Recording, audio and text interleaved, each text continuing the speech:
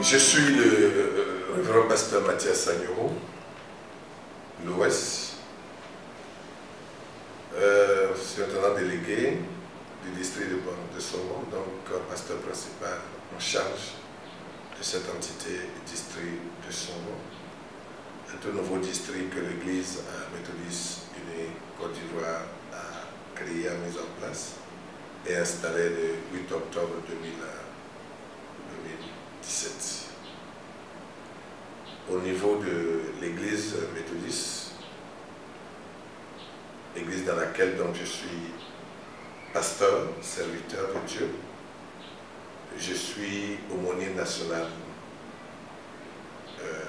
aux armées de Côte d'Ivoire, précisément mis à la disposition de la gendarmerie, où je sers en plein temps donc aumônier militaire aux armées de Côte d'Ivoire, près de la gendarmerie nationale de Côte d'Ivoire. La Pâque pour le chrétien méthodiste est une fête assez importante. Une fête importante parce qu'elle met en évidence la victoire de Jésus sur la mort. Parce que Christ qui est Dieu ne pouvait pas mourir. Les hommes, par leur méchanceté, l'ont fait mourir, l'ont mis à la croix, il en est mort, il est descendu aux enfers. Mais comme il est Dieu qui ne peut pas mourir, il est ressuscité d'entre les morts. Et c'est ce que nous célébrons le jour de la Pâque, la résurrection de Christ, qui est également la résurrection de tous ceux qui ont cru en lui comme leur Seigneur et leur Sauveur. Jésus, de par cette résurrection, inaugure une vie nouvelle pour nous. Il nous donne la possibilité d'être vainqueurs de la mort. Il fait de nous des héritiers, des co-héritiers du royaume. Et nous pouvons partager désormais l'existence de Dieu, puisque nous sommes co-héritiers. Et la Pâque est également, aujourd'hui, telle que nous la célébrons, est la continuité de celle qu'a connue le peuple d'Israël en son temps, quand il était en esclavage en Égypte. Dieu, dans son amour et dans sa magnificence, a bien voulu opérer le miracle de la délivrance des mains des Égyptiens, desquels se trouvait le peuple d'Israël. Et donc c'est cette continuité qui est faite avec le Christ, qui ressuscite ce jour Pâques, et dont nous, les chrétiens méthodistes, les chrétiens du monde d'ailleurs, qui acceptent cette résurrection, célébrons tous les jours. Bien, il faut dire que, je le disais tantôt, que la Pâque est une fête éminemment importante, parce que c'est la base de la foi. Si Christ n'était pas ressuscité, que deviendrait l'Église? Existerait-elle? L'évangile prêché par Jésus n'aurait pas été galvaudé et un message de mensonge? Parce qu'il y a des gens qui se réclament Messie par-ci, par-là, qui disent qu'ils vont mourir et que le troisième jour, ils devraient ressusciter, mais jamais. Mais Christ a fait la différence en ressuscitant d'entre les morts, parce que, je disais tantôt, il est Dieu, il ne pouvait pas donc être tenu par la tombe. Il en est sorti victorieux, inaugurant ainsi une nouvelle ère pour nous, une vie nouvelle pour nous, c'est-à-dire nous donnant la capacité et désormais les moyens de vaincre tout obstacle sur nos chemins, de vivre la vie du ressuscité, qu'est le Christ, de marcher dans les pas de Dieu, d'être reconnu comme tel, c'est-à-dire des enfants de Christ.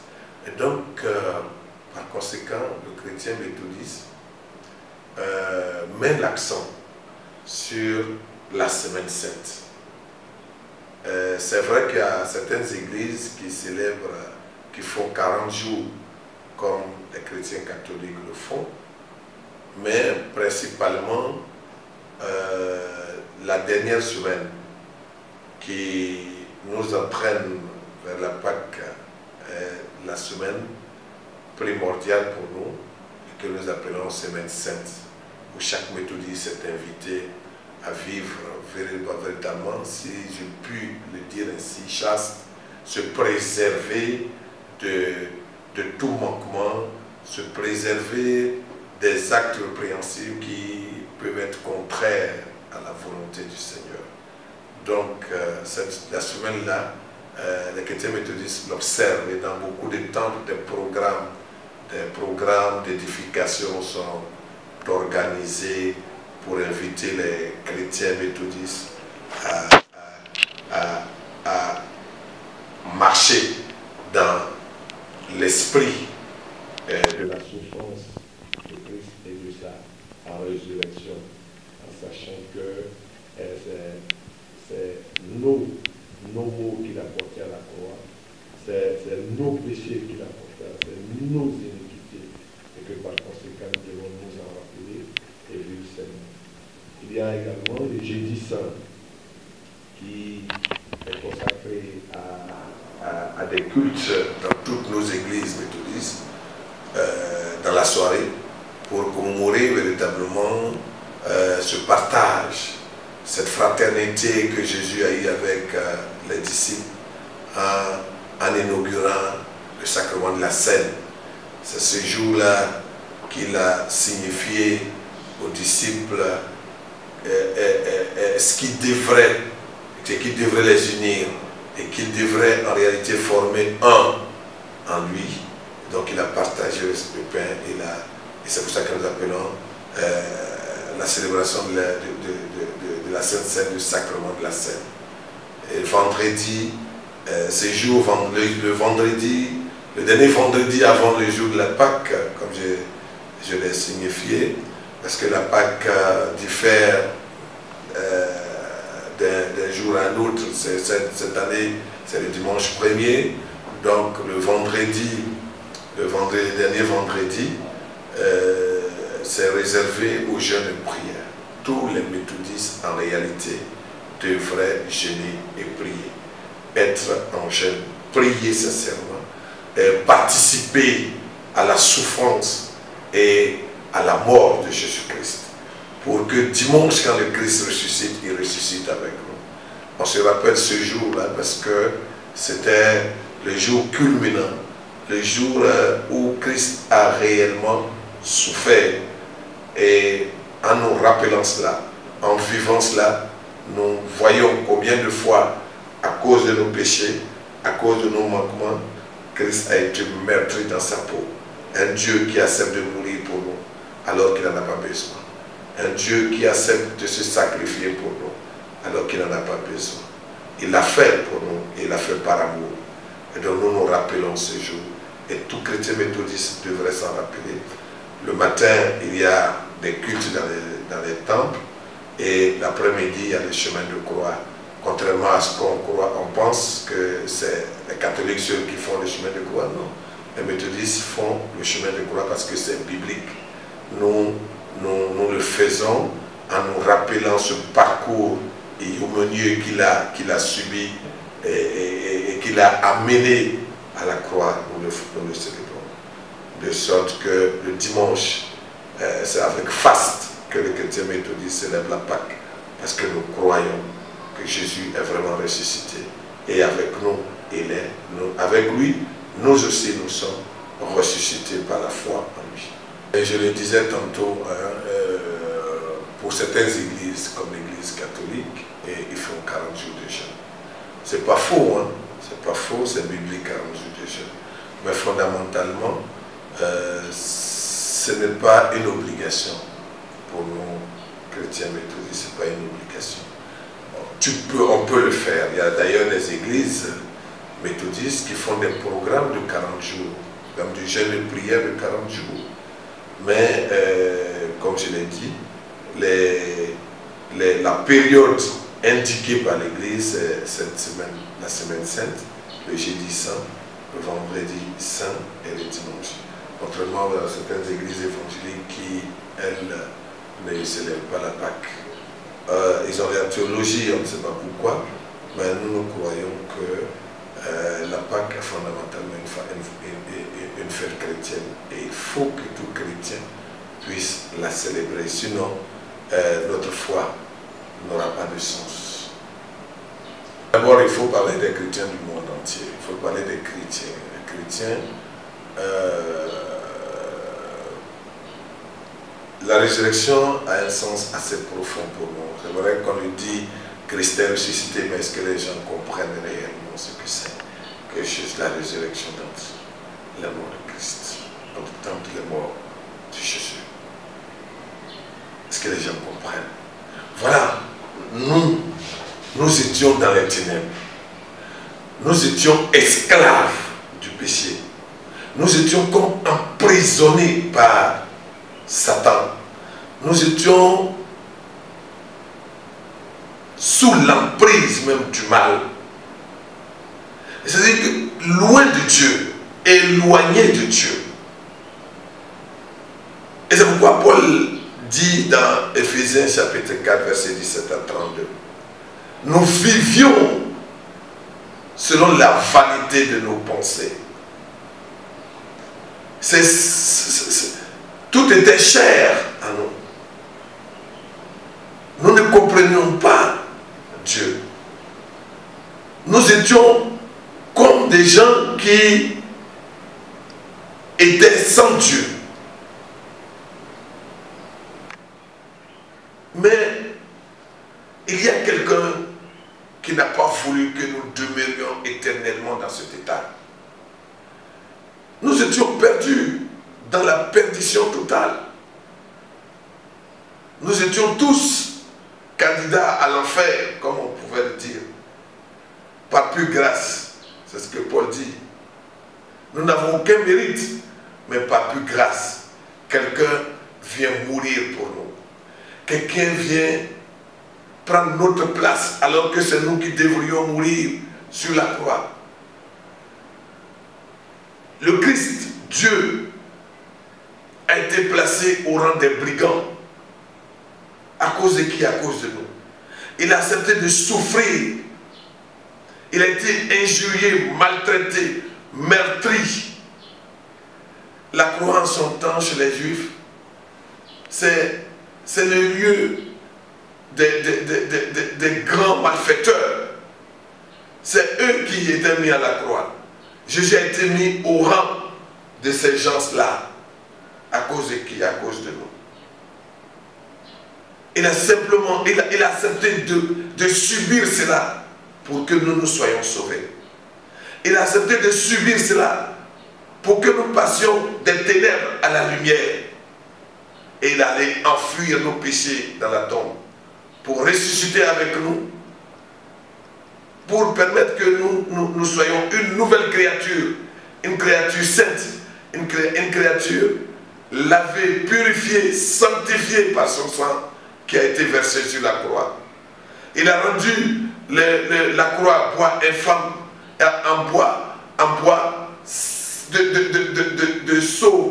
de sauveur.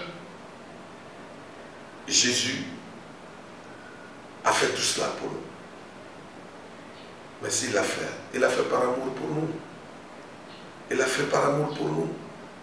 Et parce que comme je le disais tantôt, la parabole, la brebis égarée, quand parmi 100, il y a une seule qui s'égare, on laisse les 99 pour aller en chercher. Donc il a cherché chacun de nous pour que nous puissions être tous réunis à Dieu. Et qu'un jour, nous parvenions à l'éternité, à la vie éternelle, par la foi en lui. Mais pourquoi ne pas le reconnaître et aller vers Christ et l'accepter comme notre Seigneur et Sauveur, de sorte qu'un jour, nous puissions être réunis à lui. Il a fait de nous des co-héritiers du royaume. Il a fait de nous ses frères désormais.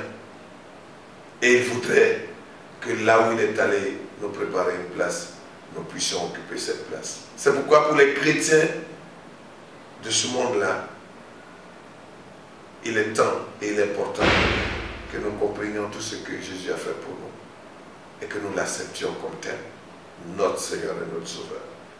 Parce que sa résurrection est un moment important et primordial pour chacun de nos chrétiens. Mais pour les méthodistes, comme je le disais tantôt, il faut aller au-delà.